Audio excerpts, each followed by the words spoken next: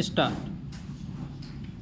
संवेदना कोई जन्मजात गुण नहीं, बल्कि वह संस्कार है जो आत्ममंथन की भूमि पर विकसित होता है। जहाँ चुगली, निंदा और दोषारोपण हावी होते हैं, वहाँ संवेदना के बीज अंकुरित नहीं हो पाते।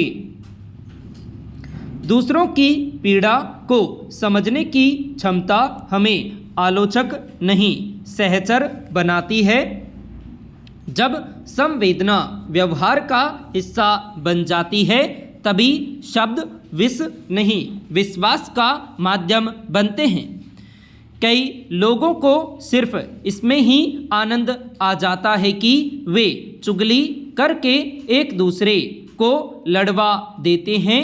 उन्हें लगता है कि किसी के कान भर देना, आधी अधूरी बातें पहुंचाना और रिश्तों में जहर घोलना एक तरह की जीत है।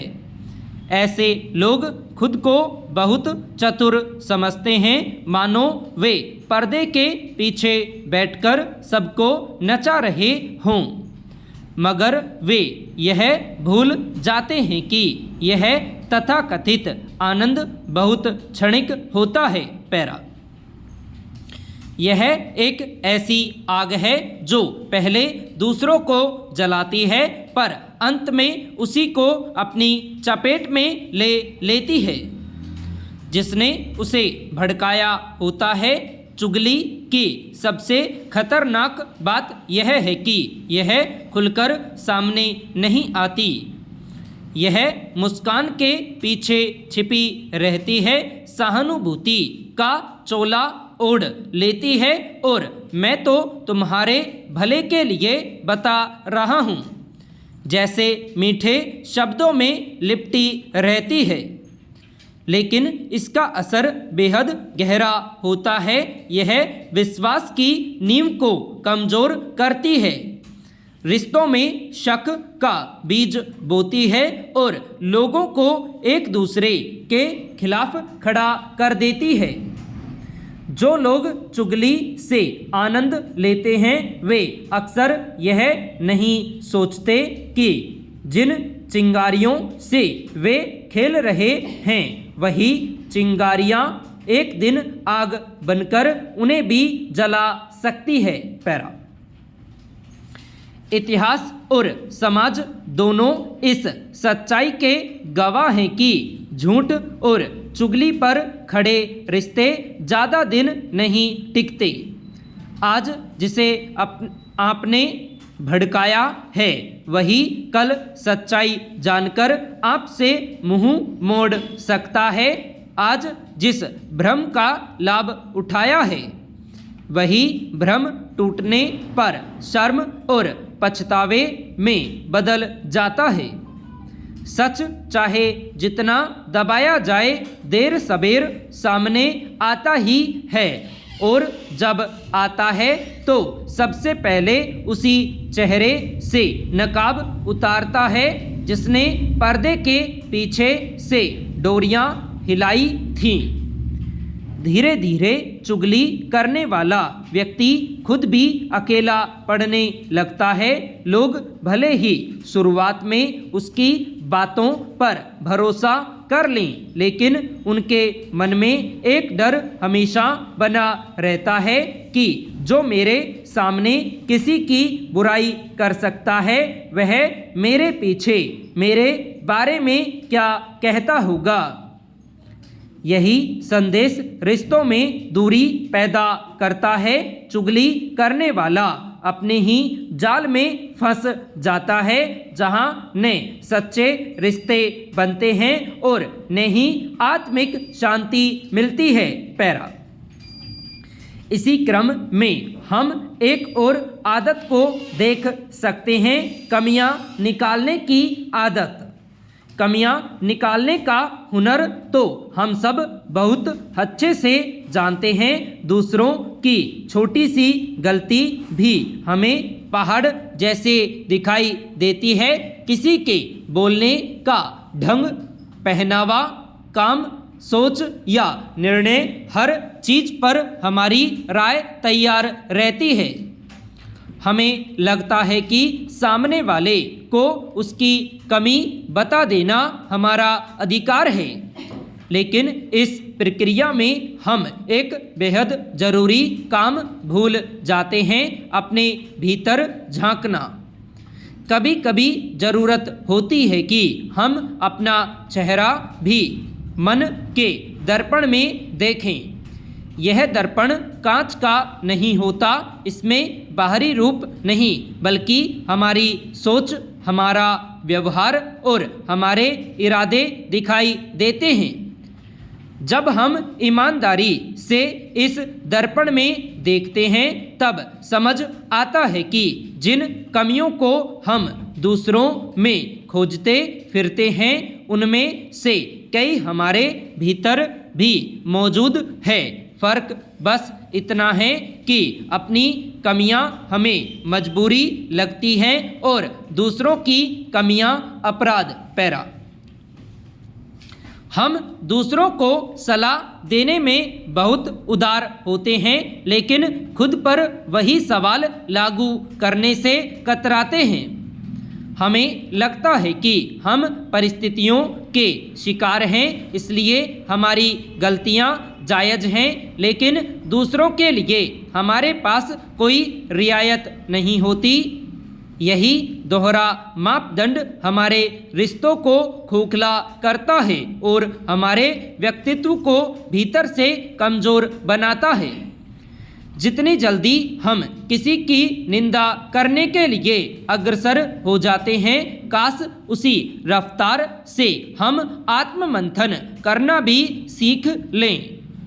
निंदा करना आसान है क्योंकि इसमें मेहनत नहीं लगती, न सोचने की ज़रूरत न खुद से सवाल करने की हिम्मत।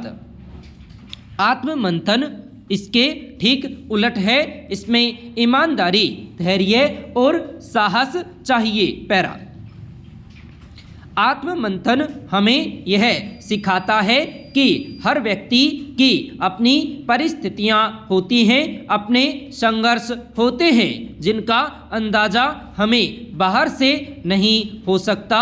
जब हम यह स्वीकार कर लेते हैं तो हमारे शब्दों की धार अपने आप कुंद हो जाती है।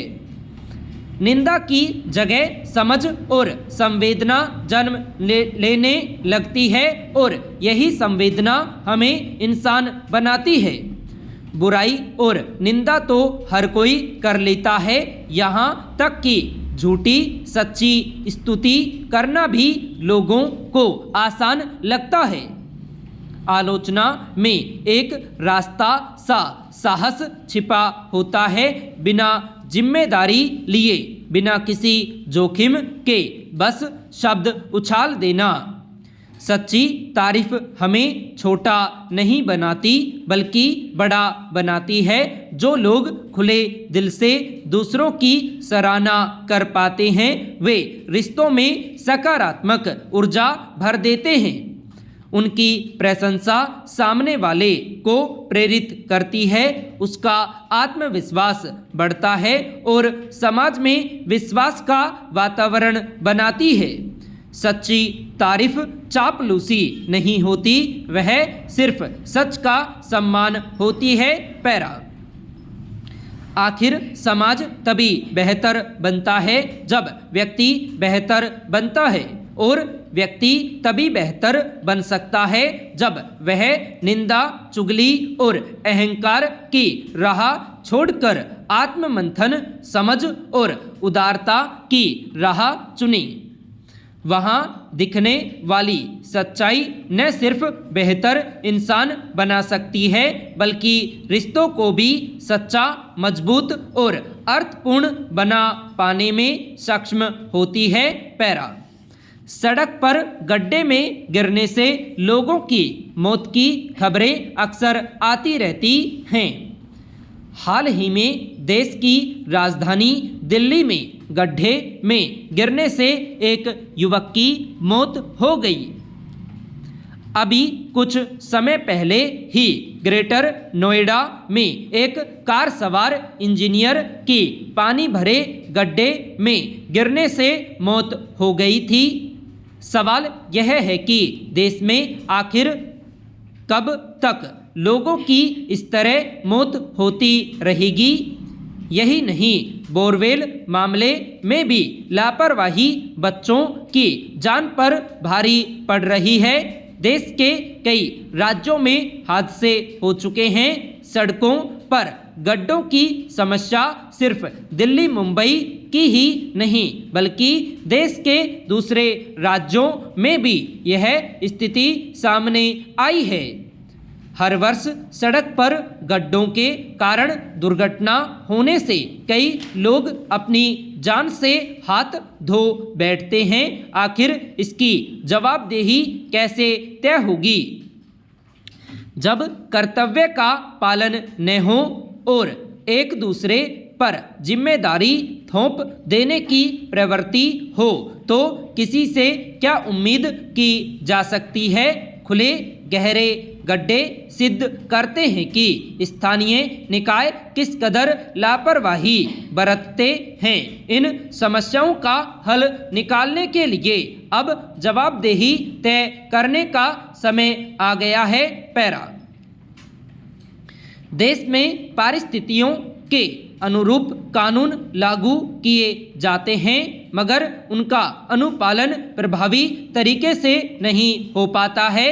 हाल ही में उत्तर प्रदेश में चीनी मांझे को लेकर एक आदेश जारी हुआ कि इससे होने वाली मौत को हत्या माना जाएगा और दोषियों पर हत्या का अभियोग चलेगा। यह सार्थक कदम है मगर प्रश्न यह है कि क्या इस कानून का प्रभावशाली ढंग से पालन भी होगा। संदेह इसलिए है कि इससे पहले भी अनेक ऐसे कानून तात्कालिक परिस्थितियों में लागू तो किए गए लेकिन अधिकारियों, पुलिसकर्मियों और नागरिकों ने इन पर पूरी तरह अमल नहीं किया। पॉलीथीन पर कानून बनाने के बाद भी इसकी बिक्री हो रही है। वाहनों पर जातियों के नाम वाले स्टिकरों पर रोक पूरी तरह प्रभावी नहीं है। लाउड स्पीकर के मानक और निर्धारित समय सीमा का भी उल्लंघन हो रहा है। ऐसे में जरूरी है कि व्यवस्था में खामियों को दुरुस्त किया जाए।